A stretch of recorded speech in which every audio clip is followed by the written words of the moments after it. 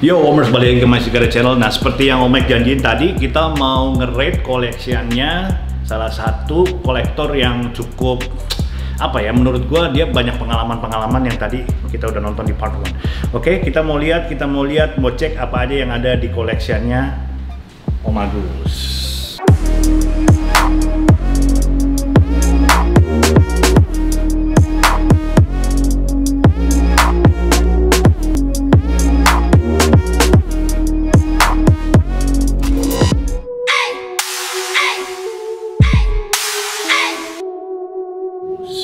Oke Om, mari. Jadi kita mau ngeliat nih, tadi kita udah janji nih sama temen-temen nih.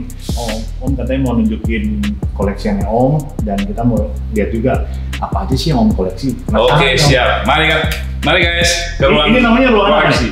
Ini ruang koleksi saya. Oke. Ruang private saya. Private ya? Ya. Oh, ini jadi satu privilege nih, kita bisa masuk ke ruang private-nya Om Agus. Dan ini ada beberapa diorama koleksi-koleksi dari teman-teman atau diorama maker kita yang udah ini yang sering dipajang di pameran. Ya, waktu itu ada beberapa pameran saya coba untuk bawa diorama ini untuk supaya teman-teman juga bisa menikmati diorama ini, karena memang ini menurut saya sesuatu yang sangat spesial sekali. Spesial ya? Ya, karena teman-teman kita pembuat diorama itu memang sebetulnya sangat istimewa sekali. Cuma memang harus banyak diberikan sesuatu istilahnya wadah tersendiri. Oke, let's go guys, kita masuk. Mengis nih. Oke. Terus bisa mulai dari sini dulu nih. Ya, oke. Fungsinya kita keluarin dulu ya. Oke. Ini diorama dan beberapa koleksi saya. Di sini ada beberapa koleksi yang memang biasanya saya yang sering foto-foto. Jadi biasanya saya tahu tempat ini, saya order diorama ini memang untuk menempatkan koleksi-koleksi saya yang istilahnya mungkin saya sering foto, kan otomatis saya harus buka bis dan itu kalau jumlahnya banyak itu juga merepotkan. Akhirnya saya saya order pesanan ini special made ya Om? Custom? Ya, ini custom. Bisa disusun gini ya?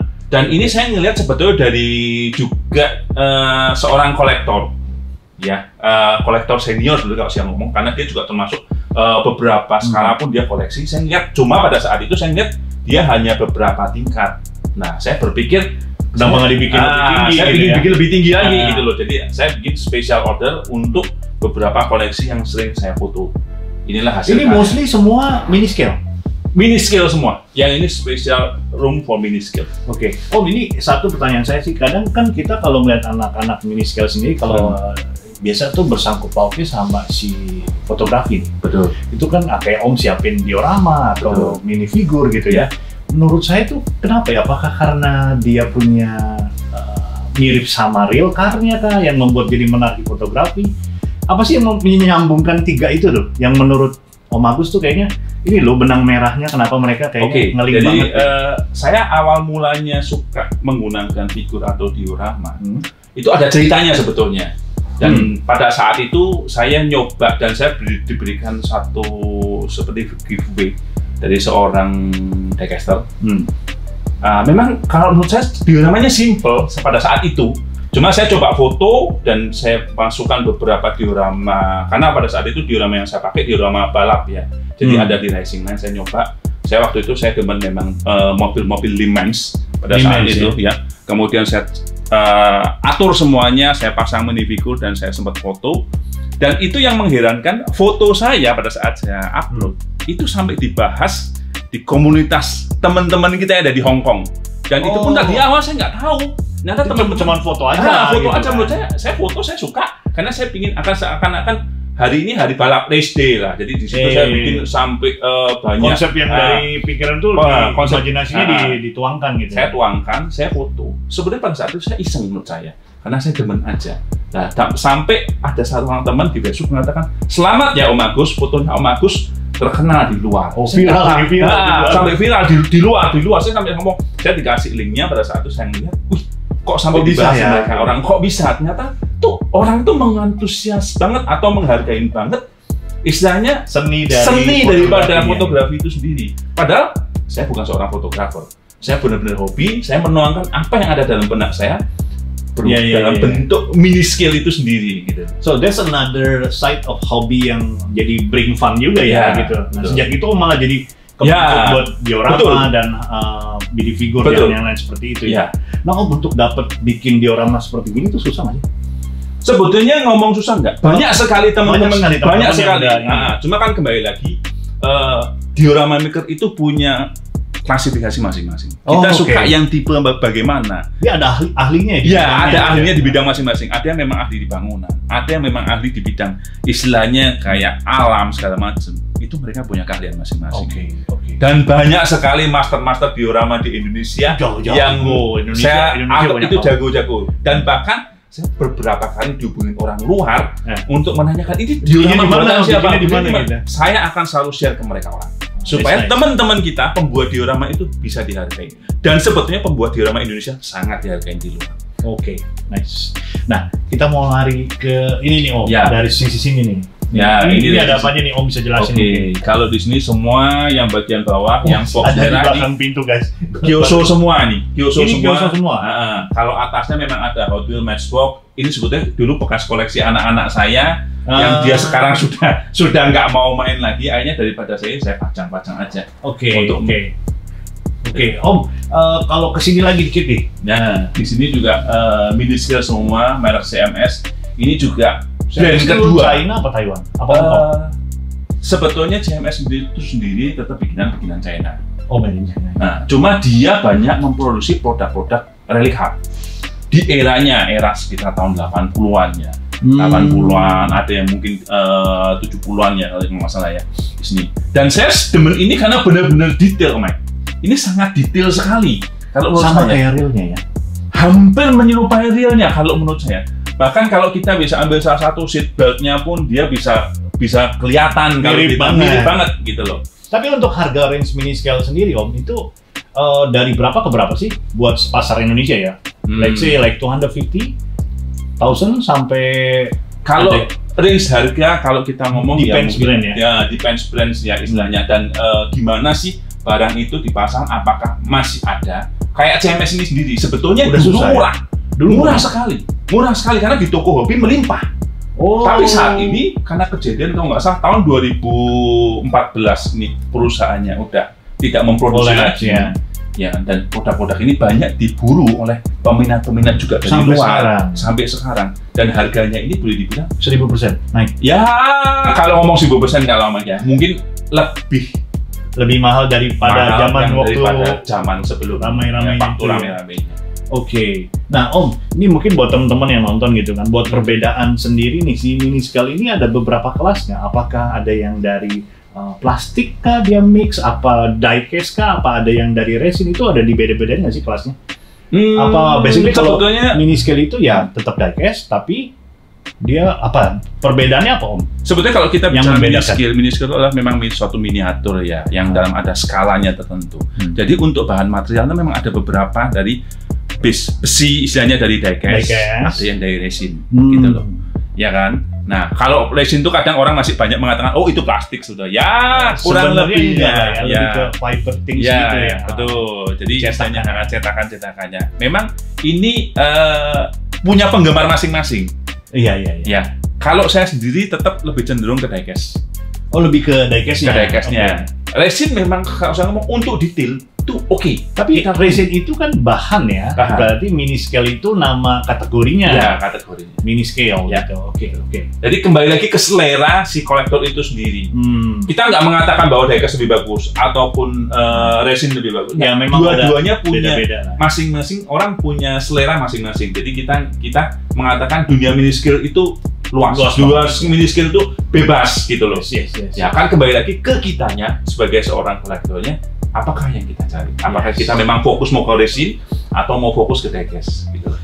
Nah kita mau muter lagi nih Om, bisa tunjukin nggak nih ke teman-teman nih, ini apa aja nih di sisi sebelah sini? Di sisi sebelah sini ini masih ada CMS, ini ada Kyoso, dan ada beberapa Hot Wheels karena basicnya saya tetap dari Hot Wheels awalnya, ya kan? Kita nggak bisa ngomong. Hot Wheels juga kesini-sininya frame-nya lumayan oke. Ya, sekarang udah lumayan oke gitu loh. Ya, dan ini ada beberapa truk-truk, memang saya juga suka untuk truk-truk ya. Ini beberapa mini GT juga yang ya masih berantakan nih ruangannya. Karena memang ruangan hobi kadang memang untuk melepas stres atau penat. Oke, ini jadi memang kalau memang buat foto tinggal ambil contoh Ya. taruh di diorama dan Betul. picture gitu. Kadang yang sekarang tuh malah kita sampai ganti rim segala macem, kita style. Itu memang saat ini memang kita saya sendiri juga sering juga begitu. Kalau ini Semua sebetulnya koleksi daripada anak saya. ini campur ya Om? Campur. Ya? Tapi kebanyakan saya ngambil dari brandnya Real Toy. Real Toy. Oke. Ya. Ini kita lagi ke Kalau yang sebelah sini Hot Wheel. ini menarik juga ya, pakai yang 100S 200 ya? 150 ya. 150 Nah, ya. ini dulu saya bikin sendiri ini. Oh, ini bikin Yang sendiri, tadinya rencananya saya mau bikin 1000. Cuma karena ini saya bikin sendiri, waktunya pengerjaannya pun sekitar hampir 2,5 tahun. Dan saya mengerjakan tuh sekitar 1 jam atau 2 jam setelah office hour. Om bikin sendiri Ya kan? Ya karena pada saat itu saya nggak tahu, gitu ya. susah. Kita mau cari model gini, mau beli itu susah zaman saya loh. Kita bicara tahun 2012, itu saya mau nyari begini susah. Jadi kreatif ya? Ya akhirnya mau nggak mau memaksa kita untuk coba membuat sesuatu yang orang lain nggak ada, coba kita bikin. Nice. Ini ada juga salah satu brand muscle mesin tahun 2011 cukup booming pada saat itu. Saya sampai ngoleksi hampir serinya tuh hampir. Siri masuk ke Indonesia. Ini ada yang masuk, ada yang enggak. Tapi dia punya brand sendiri, Muscle Mesin sempat hit di. Betul, sempat hit di Saya belum Indonesia. main naik itu. Ya, ini sempat hit di Indonesia. Muscle Mesin. Nah, dan ini sebetulnya saya akuisisi dari seorang kolektor yang ada di Bali. Oh, oke. Tapi bertahap ya, karena dia ngelepasnya bertahap. Ya ini Hot Wheel yang mungkin sekarang lagi tren lah ya. Mostly yang livery ya. Ya, yang livery. Nah, ini kita mau lihat lemari saktinya, guys. Nah, ini salah satu lemari hobi yang asal main tumpuk aja di sini. Saya juga saat ini juga belum sempat bongkarin semua. Ya udah saya susun aja di sini. Oke. Ini rata-rata kebanyakan Kyosho, Ino, Tarmac, Mini GT, Spark, Aoshima. Ini bener-bener dikoleksi, Om. Iya, dikoleksi. Ada doubleannya? Rata-rata enggak, dan rata-rata double-nya sudah saya lepas. Oke. Jadi Om memang beli beberapa yang Om suka, Om kumpulin. Ya. Berarti banyak banget yang Om suka ya? Ya, boleh dibilang demikian. Oke, di lemari ini paling lama yang mana Om? Paling lama atau Ya. yang pertama kali ya?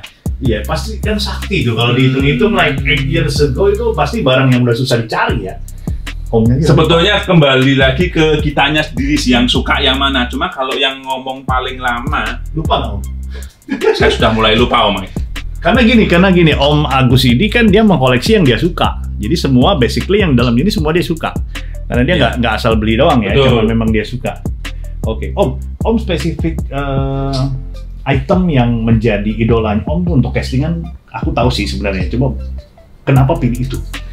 Saya lebih suka Kyosho karena awal pertamanya saya memang dari awal hobi. Dan istilahnya bukan ngomong hobi juga ya. Itu Saya pertama ngeliat- kali jatuh cinta juga. Iya, gara-gara sama Kyosho, ya? sama Kyosho. Tapi untuk mobilnya Om? Untuk mobilnya pada saat itu Nissan. Nissan. Akhirnya benar-benar saya waktu itu fokus ke Nissan. Bahkan di LVN pun saya lengkapin semua Nissan GT-R R35. Oh, R35. Ya. Oke. Ini sampai ke sana-sana nih ya. Aku sih dengar ada satu ruangan lagi, cuman kayaknya Itu khusus box aja satu ruangannya. Oke, nah kita mau lihat ke sisi sini nih, sebelah sini ini masih ada nih guys. Masih ada. Ini brand Majuri sama Maisto ya, rata-rata sama Majuri. Di mix ya? Ya, di mix. Nah ini apa nih Om yang tengah? Yang tengah rata-rata Kyosho. Boleh dibilang Kyosho semua lah. Untuk dapat Kyosho sekarang gampang nggak? Untuk di Indonesia? Untuk di Indonesia ya masih ada. Cuma saat ini memang brand Kyosho sendiri kan sudah kurang itu ya. Jadi lebih banyak brand-brand baru yang berdatangan dan istilahnya sebagai kompetitor Kyosho. Nah ini apa nih Om yang sebelah sini? Sebelah kanan full Kyosho semua. Ini Kyosho semua? Kyosho semua. Ini raknya bikin sendiri juga ya? Ya, ini semua rak di ruangan ini bikin sendiri semua. Nice. Ada ceritain juga tuh. Ada ceritanya As a juga. kolektor ya, bikin ininya sendiri. Dan ini salah satu diorama terakhir yang saya pesan dari teman kita. Oh ini jadi satu kesatuan ya Om? Ya, jadi satu kesatuan. Jadi konsepnya ini sebetulnya saya ngambil dari beberapa diorama yang ada di luar. Kemudian saya kirim ke dia. Saya minta tolong dia, tolong di-combine, tolong dibikin sketch. Kemudian saya akan lihat apa konsep itu saya suka atau tidak. Oh jadi ini benar-benar profesional banget ya? Betul. Dia bikin sketch-nya dulu segala macam, Om suka baru diproduksi. Ya. Wow. Jadi mereka itu local guy. Local guy. It's good to know nih. Nanti kayaknya sih Om Agus mau memperkenalkan juga beliau ya, mungkin di... Beliau akan kita panggil juga nanti kalau kita memang ada event yang ada di Jakarta Barat. Saya udah pernah menghubungi, saya udah bicara dengan beliau akan kita panggil.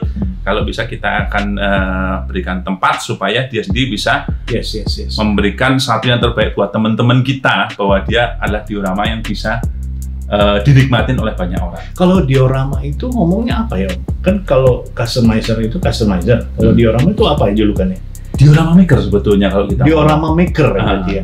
Oke. Cuma memang di Indonesia sendiri banyak sebetulnya komunitas-komunitas diorama, tapi mereka rata-rata individu, Om Mike.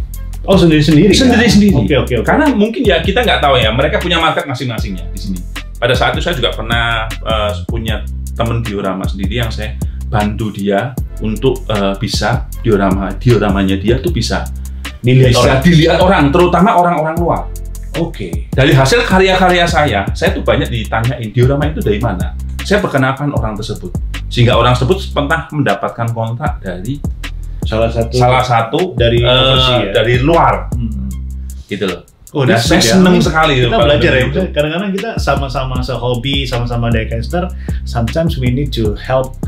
Link ya, lebih ke ini ya. Saya juga jujur Om, kayak kalau custom segala macam, saya selalu mau nama customizer itu ada di mobil yang saya buat. Gitu. Jadi kalau anytime this orang beli, kolektor dari luar segala macam mereka beli, mereka akan lihat oh ini si customizernya gitu. Dan gua nggak pernah tutup-tutupin. Gitu. Betul. Dan sekarang banyak Om dari temen-temen nih yang kemarin sempat bikin event Kartomochi juga, sekarang masuk ke Vegas Toycon. Ya. Ini nggak tahu yang nonton pada inget nggak?